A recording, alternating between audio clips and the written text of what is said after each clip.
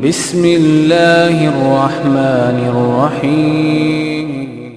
میرے نبی کا نام آئے تو بڑا ہی بد نصیب ہے وہ انسان جس کے کان سے لفظ محمد ٹکرائے اور اس کی زبان صلی اللہ علیہ وسلم نہ کہے۔ بڑا ہی بد نصیب ہے، اور بڑا ہی خوش نصیب ہے جو سنے محمد اور فوراً کہے صلی اللہ علیہ وسلم۔ کیا خوش نصیبی!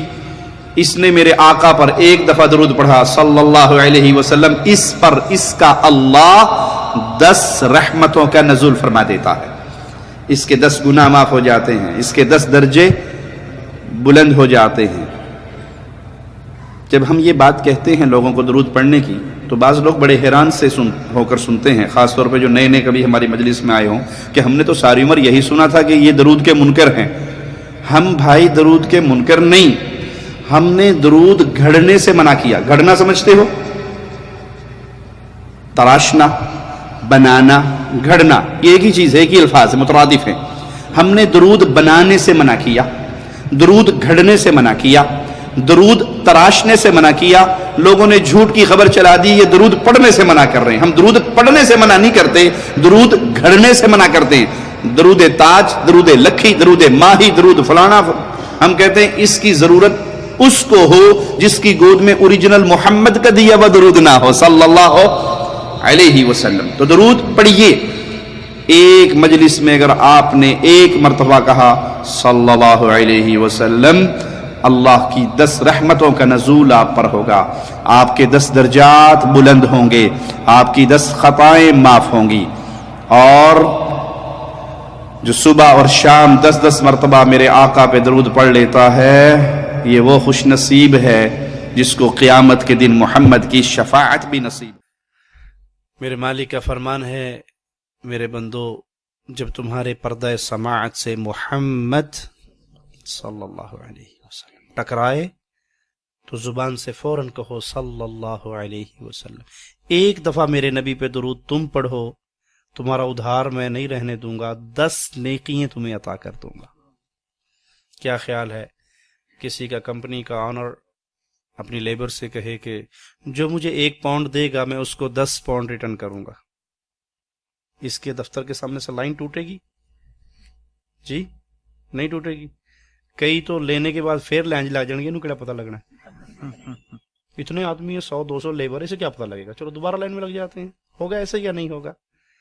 اور پیارے حبیب علیہ الصلوۃ والسلام کی شان، امت پہ آپ کا حق، اللہ کی طرف سے آپ کے درجات کی بلندی کی کیفیت یہ ہے کہ جو رسول اللہ صلی اللہ علیہ وسلم پر ایک دفعہ درود پڑتا ہے، اللہ اس پہ اپنی 10 رحمتوں کا نزول فرماتا ہے۔ صرف 10 رحمتیں نہیں، اس کے 10 گناہ بھی معاف کر دیتا ہے، اس کے 10 درجے بھی بلند فرما دیتا ہے۔ رسول اللہ صلی اللہ علیہ وسلم سے پوچھا گیا، اللہ کے پیارے حبیب علیہ الصلوۃ والسلام، قیامت کے دن آپ کے سب سے زیادہ قریب کون ہوگا؟ قیامت کے دن آپ کے سب سے زیادہ جنت میں آپ کے پڑوس میں کون ہوگا؟ آپ نے فرمایا جو دنیا میں سب سے زیادہ مجھ پہ درود و سلام پڑھتا ہوگا۔ کیا خیال ہے، ہم سب کا دل چاہتا ہے نا کہ اللہ کے نبی صلی اللہ علیہ وسلم کی شفاعت ہمیں مل جائے؟ چاہتا ہے دل؟ کنفرم، پکی بات۔ پیارے نبی امام کائنات محمد الرسول اللہ صلی اللہ علیہ وسلم کی رحمتوں میں قربان جائیں، نسخہ دے کے گئے، فارمولہ دے کے گئے، طریقہ کار بتا کر گئے۔ اگر تمہارا جی چاہتا ہے کہ تمہیں رسول کریم صلی اللہ علیہ وسلم کی شفاعت مل جائے، جس دن کسی کی کوئی سفارش کام آئے گی، وہ کہنے والا کہتا ہے جو ابی و امی صلی اللہ علیہ وسلم نسخہ دے رہے ہیں، نسخہ کیمیا مل رہا ہے۔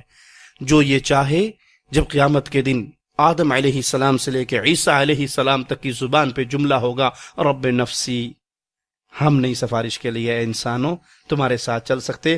آدم علیہ السلام کو اپنی غلطی یاد آ رہی ہے، ہر نبی کو اپنا اپنا کوئی مسئلہ یاد آ رہا ہے، اور ہر نبی آگے بھیج رہے ہیں، آگے جاؤ آگے جاؤ، وہ ہیں ایک ہے جو تمہارے ساتھ جائے گا۔ اور جب ساری انسانیت محمد کریم فداہ ابی و امی صلی اللہ علیہ وسلم کے پاس آئے گی تو آپ کہیں گے ہاں میں حقدار ہوں، میں تمہارے ساتھ چلتا ہوں، میں تمہاری سفارش کرتا ہوں، میں تمہارے لیے اللہ سے مانگتا ہوں، میں سوال کرتا ہوں، میں عرش کے سامنے سجدہ ریز ہوتا ہوں، میں لمبے سجدے کر کے تمہاری معافیوں کا سوال کرنے والا ہوں۔ وہ نبی اس دنیا میں اہل ایمان کو نسخہ دے رہے ہیں، اگر تم چاہو تمہیں قیامت کے دن محمد کی شفاعت ملے صلی اللہ علیہ وسلم، تو صحیح حدیث ہے 10 دفعہ صبح 10 دفعہ شام مجھ پہ درود پڑھ لیا کرو۔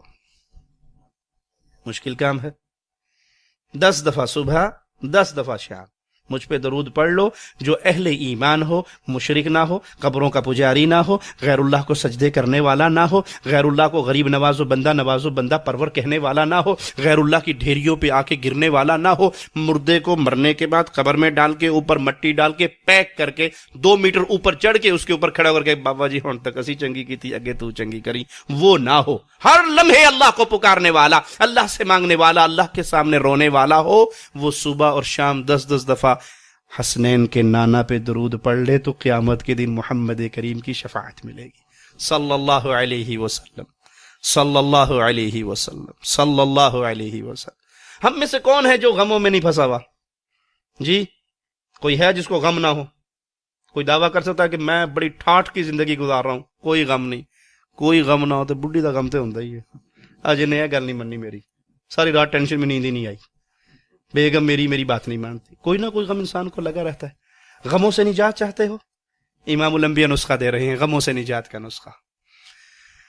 صحابی آتے ہیں، غالباً ابی بن کعب ہیں، اور کہتے ہیں یا رسول اللہ صلی اللہ علیہ وسلم میں کثرت سے آپ پہ درود پڑھتا ہوں، درود و سلام میں بہت زیادہ پڑھتا ہوں آپ پہ، تو مجھے بتائیے میں کتنا پڑھوں؟ 1 گھنٹہ ہے مثال کے طور پہ، تو میں اس کے 1 گھنٹے میں 1 حصہ آپ پہ درود پڑھتا ہوں، 3 حصے دعا مانگ لیتا ہوں، ٹھیک ہے؟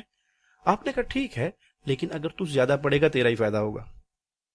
کہا اچھا ٹھیک ہے، پھر میں یوں کرتا ہوں، اللہ کے نبی صلی اللہ علیہ وسلم ہاف کر لیتا ہوں، 2 حصے میں آپ پہ درود و سلام پڑھوں گا اور 1 حصہ میں اپنے لیے اللہ سے مانگ لوں گا جو میری تمنائیں، پریشانیاں، غم، دکھ ہوں گے۔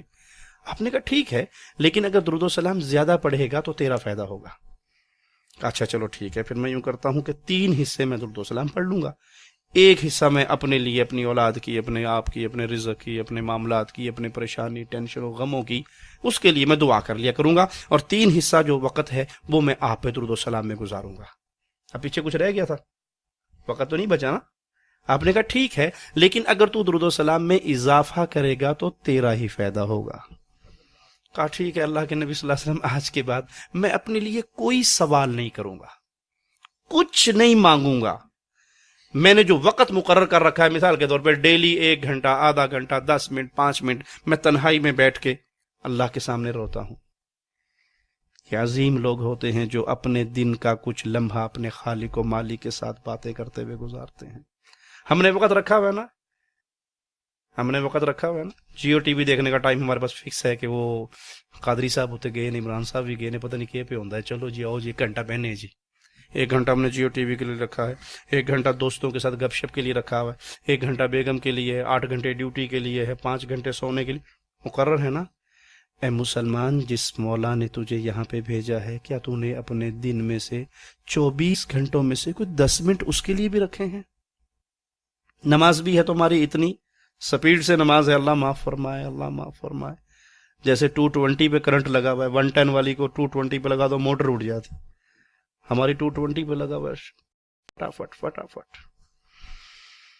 ایک وقت تیرا اللہ کے ساتھ بھی ہونا چاہیے۔ اب صحابی کہتے ہیں 3 حصے تو میں آپ کے درود و سلام میں گزار دیے، اب کیا کروں؟ کہا اور زیادہ کرے گا تو تجھے فائدہ ہوگا۔ کہا ٹھیک ہے، آج کے بعد پھر میں اپنے اللہ سے کچھ نہیں مانگتا، جتنا مانگنے کا میں نے وقت مقرر کر رکھا ہے، میرے ہاتھ جب بھی اٹھیں گے، میں جب بھی پکاروں گا، میں جب بھی سوال کروں گا، میں سوال نہیں کروں گا اللہم صلی علی نبینا محمد صلی اللہ علیہ وسلم کے ترانے ہی پڑھتا رہوں گا۔ آپ نے کہا میرے صحابی سنو سنو سنو سنو، اس کے اوپر میرے پاس سے خوشخبری لے کے جاؤ، اور میرے نبی، میرے قائد، میرے رہبر، میرے رہنما وہ ہیں جن کی زبان رب محمد کی قسم اپنی مرضی سے نہیں ہلتی، رب کی مرضی سے ہلتی ہے۔ وما ينطق عن الهوى ان هو الا وحی یوحى۔ کائنات کا ہر پیر، ہر فقیر، ہر امام، ہر شیخ، ہر مرشد، ہر مولوی، ہر ملا اپنی مرضی سے بولتا ہے، فاطمہ کے بابا رب کی مرضی سے بولتے ہیں۔ کہا پھر سنو، اتنا اگر تم اپنی دعا کا سارا حصہ مجھ پہ درود و سلام پڑھتے ہوئے گزارو گے، ہر تمنا बगैर मांगे अल्लाह पूरी करेगा, हर गम बगैर सवाल किए दूर करेगा, वो मुहम्मदुर रसूलुल्लाह सल्लल्लाहु अलैहि वसल्लम। आपने फरमाया बखील है वो जिसके सामने नाम आए मुहम्मद और उसकी जुबान सल्लल्लाहु अलैहि वसल्लम ना कहे।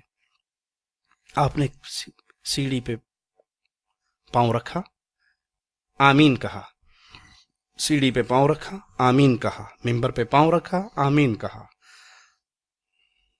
साहबा पूछते हैं नया काम किया है या रसूल अल्लाह सल्लल्लाहु अलैहि वसल्लम, ये आमीन बार बार 3 दफा आमीन कहा जिब्राइल ने बद्दुआ दी, हलाक हो जाए वो जो रमजान के महीने को पाए गुनाह माफ ना करवा सके, हलाक हो जाए, बर्बाद हो जाए। अब जिब्राइल जो बद्दुआ करेंगे अपनी मर्जी से करेंगे, जिब्राइल के पास कोई अथॉरिटी है कि अपनी मर्जी से बद्दुआ करे? फरिश्ते क्या करते हैं?